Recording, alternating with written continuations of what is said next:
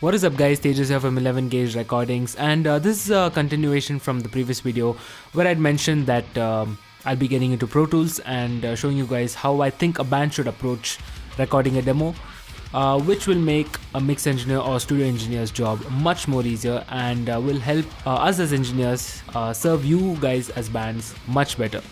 If you still haven't watched the video, I'll leave a link to the video right on the card above, and please leave your comments and please subscribe to the channel. So in this video, I'll get into how I would approach making a demo. So all I want you guys to pay attention to in this video is the steps I follow in creating a demo. So in this video, I'll be getting into recording a scratch guitar with the tone already available to me and a scratch drum track. So you guys don't really need to think about the sound, because as a band that's recording a scratch demo, you don't really have the best equipment on hand and the best sample libraries on hand. So you're just recording a demo so that the studio engineer who you're approaching will have a good idea of your songs and can help you get better results with the equipment on hand in his studio, which will help make your single or album much better. So as you can see, this is a blank session. I've just opened up Pro Tools with the default settings, blank session here. Tempo is the default tempo, which is 120. So now what we're going to do is create 2 new tracks for the guitars. So let's do that.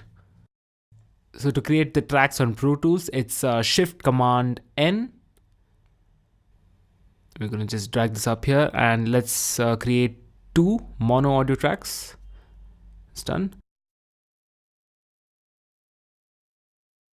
Now all we're going to do is name the 2 audio tracks as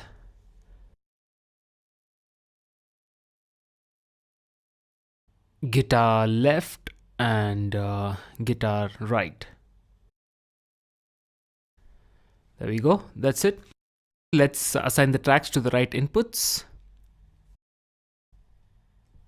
And something that's very important to me is color coding. So I like guitars to be orange in color. Just my OCD acting out. You can color the tracks to your liking. Just make sure that each type of track or each type of instrument is colored differently so that it makes your session look organized, and it'll also make the studio engineer's job much more easier in finding the different types of tracks. So now what we're going to do is assign a tempo to the session, which is the tempo to the song that's in your mind, or the riff that's in your mind. So I have the riff in my mind. So what I'm going to do is I'm just going to tap out the tempo to kind of guess the tempo. So what I'm going to do is I'm going to click here and tap the T key on my keyboard such that it gives you an approximate tempo. So it's telling me the tempo is around 180 to 185-ish. So what we're going to do now is click this and go over here, double click. So let's start with the tempo of say 181 and we'll see if that works out. I'm sorry, you might not have seen me entering the number on the screen because I work with 2 screens here. So unfortunately, screen capture captures just 1 screen. Now let's create a click track for playing the click at 181 BPM. I have a preset already called main metronome that plays the click that I'm comfortable with. We'll just adjust the volume of the click to taste and we're good to go. So I just played the riff that I had in mind along with the click at 181 BPM and it just wasn't working together. So I found that the best BPM that worked with my riff was 183 BPM. So let's start with that. Let's record a track. Oh, I'm sorry. I'll just play that again.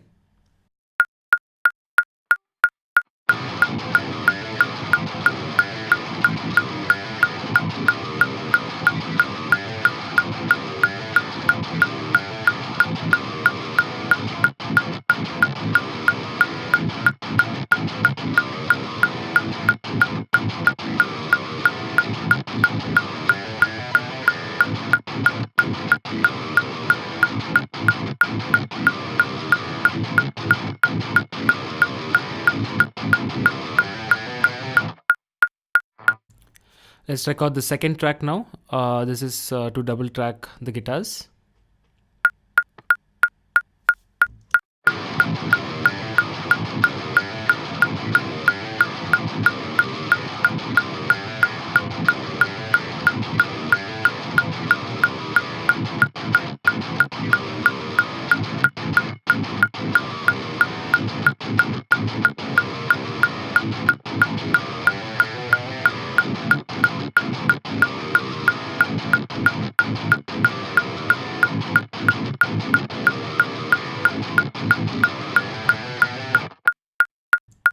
Now let's listen to both the guitars, panned hard left and hard right.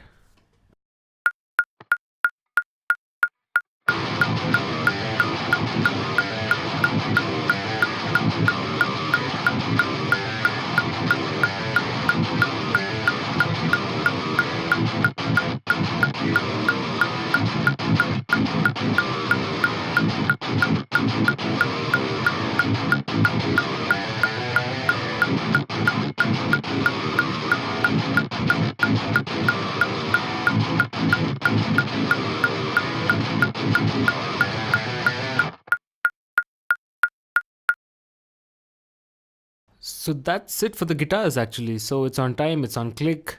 That's all we need to take care of. Now let's get on to the drums. Let's make an instrument track first. Stereo instrument track. Cool. Now once that's done, let's again name the track. Let's name it as drum MIDI. That's cool. Now let's use DrumForge for this session. DrumForge is one of my favorite samplers. So let's just use the stock DrumForge samples. Before that, let's change the buffer size to the maximum available so that the computer is able to process the plugins in a better manner. For recording, I would suggest you keep it at a lower buffer size so that the recording will be more seamless and without any lag or delay. So let's choose DrumForge right now.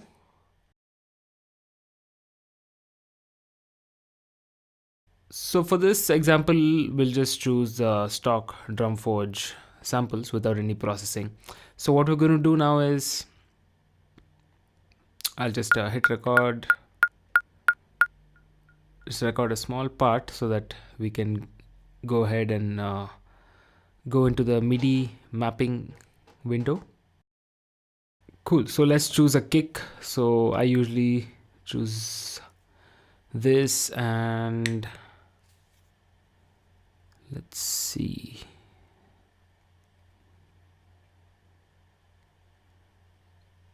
Cool. Let's just choose that. Now let's go ahead and choose the snares. My go-to is always snare 1 first, and let's just go with that. Yeah, cool. So I just choose 2 different kicks and snares just to blend different tones. Cool. Let's just choose a few cymbals. So let's go with hi-hats first, and then maybe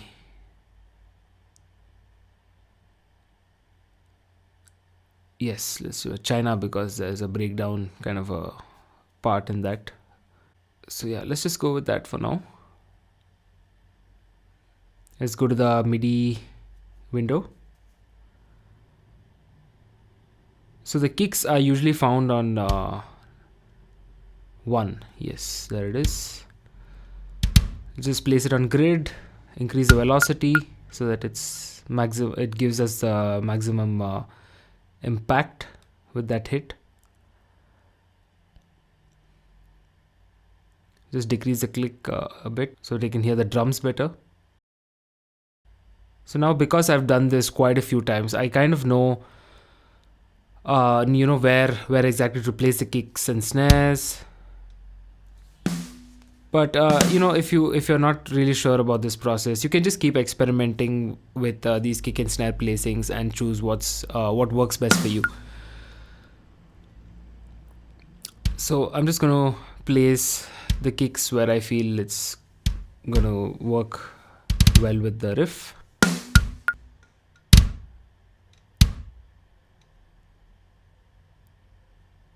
So first is going to be a snare and then 3 kicks.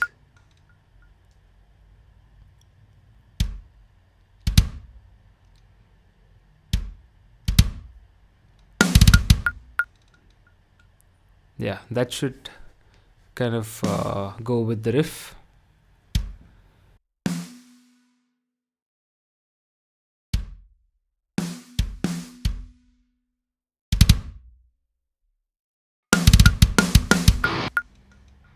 You don't need to worry about the tone of the drums as of now. Just concentrate on placing the MIDI correctly.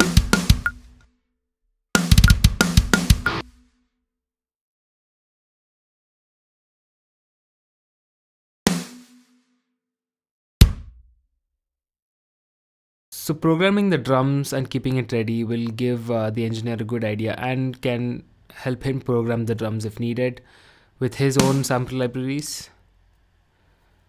So that's the whole idea. Also, this gives a good reference in case you need to record live drums. Let's go with some hi-hats. Maybe give a 4 count before the actual riff starts.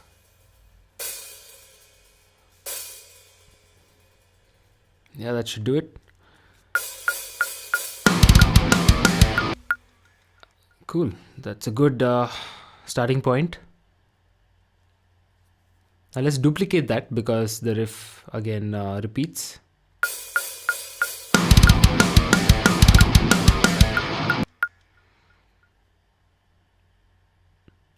This repeats a few times, so let's duplicate that again.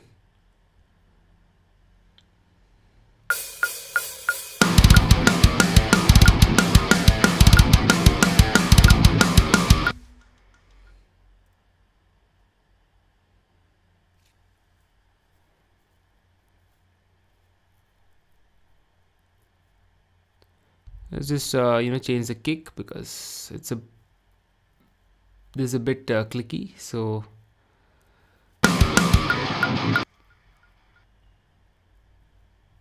I could decrease the click.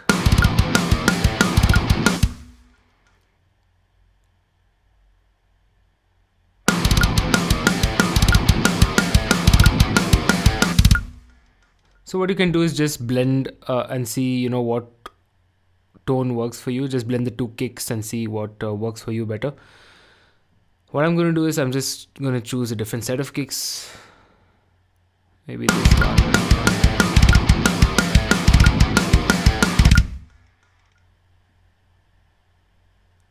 And blend that again.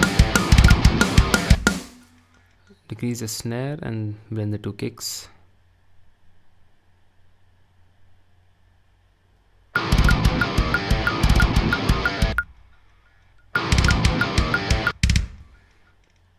So I'm going to decrease that a bit.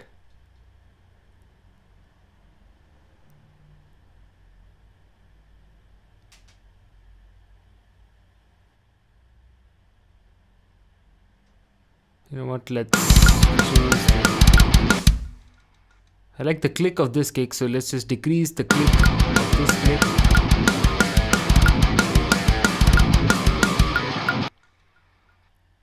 Yeah, just blend the two together, and yeah, it's a good starting point. We don't need to really think of tones right now. Let's just concentrate on doing the MIDI mapping, and then we'll think of the tones later.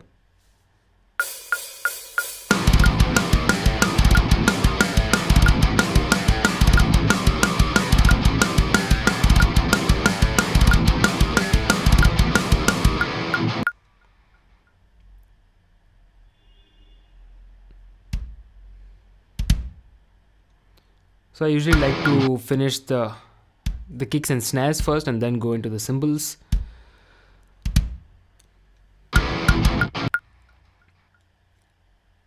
Just bear with me here.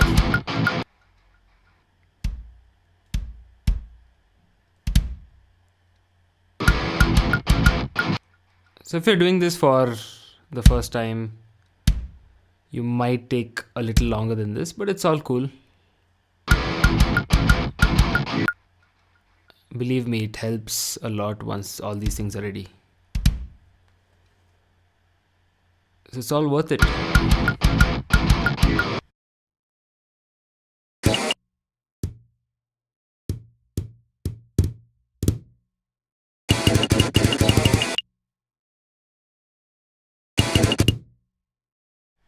So I've been doing this for a while, so I kind of know roughly where things go. So it doesn't take much time for me now.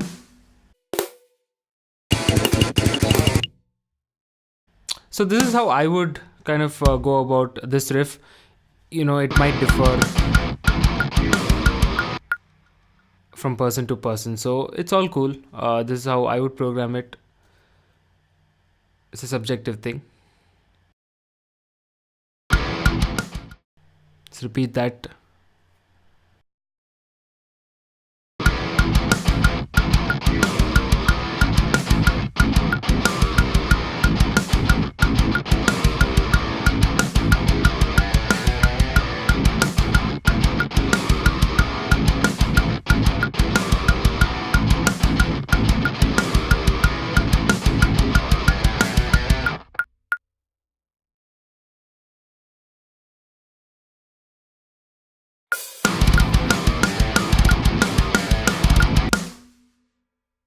Let's just mute the other one for now. So another small trick to make the drum sound less robotic is to adjust the velocities of the kick.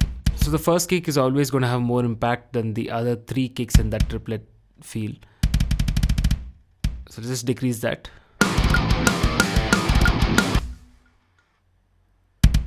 Repeat that again. Just think of it from a drummer's perspective, how he would actually play it. So the first hit is always going to be harder than the other 3 kicks.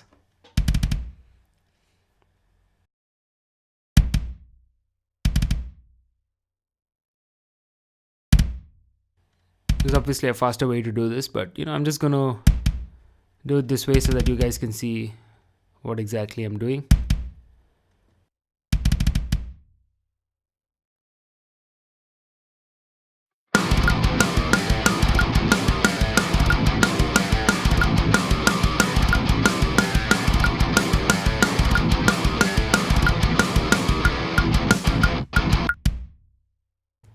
Yeah, that sounds much better. Sounds more natural. Let's start adding the hi-hats.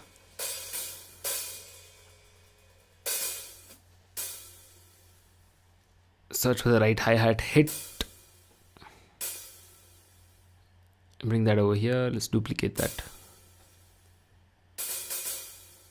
Match that with the snare hits. Let's see how that sounds.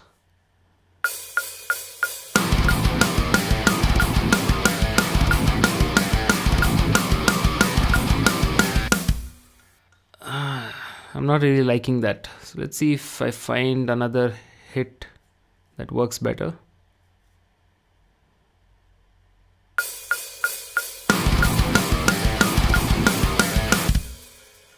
Nope. Not really liking that too. So what I'm going to do is it's going to add maybe a crash.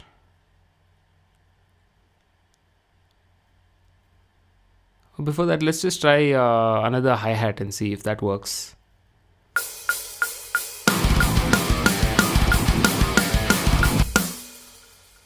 Nope. That does not work, so let's just take that out. Let's just go with the crash, I think that should work better.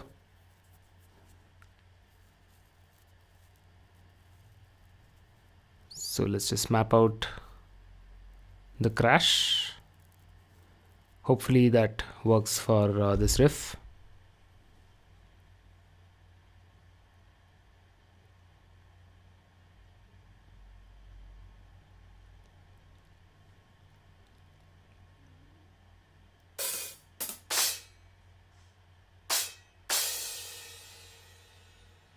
Let's see how that sounds.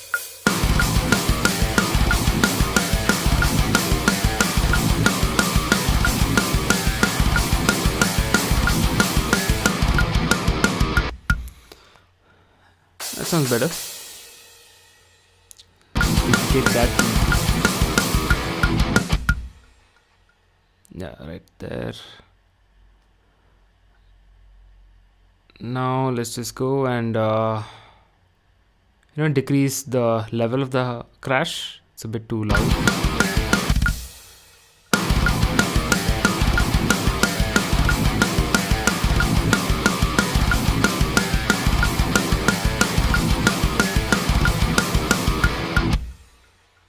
Yeah, I think from here let's go with the China. Cliche, right? But sounds good. You have to admit that.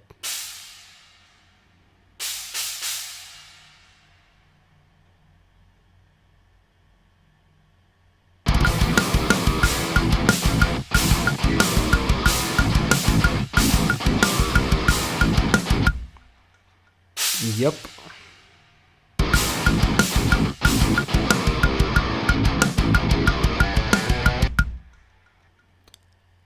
Let's just duplicate that till the end of that run.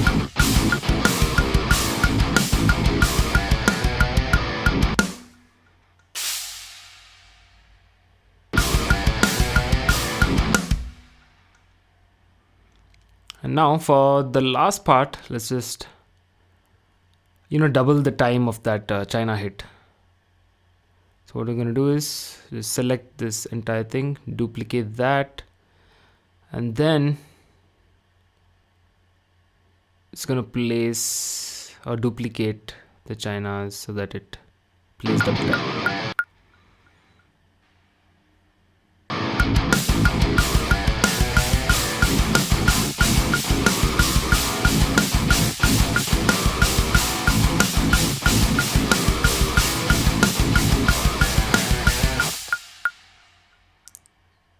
Yeah, the last two. Maybe we can add something different there. Maybe a crash hit or something. Yeah. Yep, that's the one. Yeah, I think that should be enough. No, not exactly. Yep. Let's just listen to the whole thing and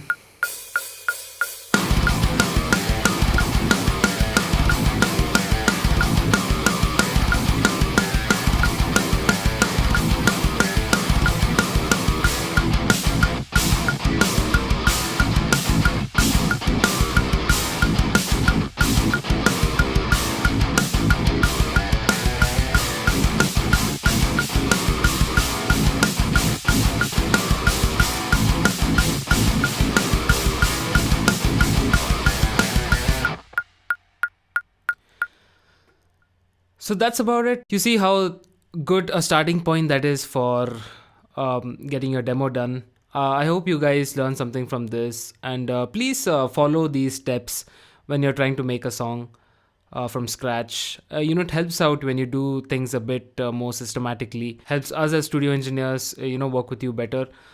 Please follow these steps, especially the naming of the tracks, color coding, and just basically doing everything step by step and making it a much more simpler process. So thanks for watching. If you still haven't subscribed, please subscribe to my YouTube channel, and I will be coming up with a lot more videos like this. Also, please leave a comment below telling me what you would like to see in the future. It would help if I have some ideas from you guys too. Thank you so much, and cheers. Have a great day.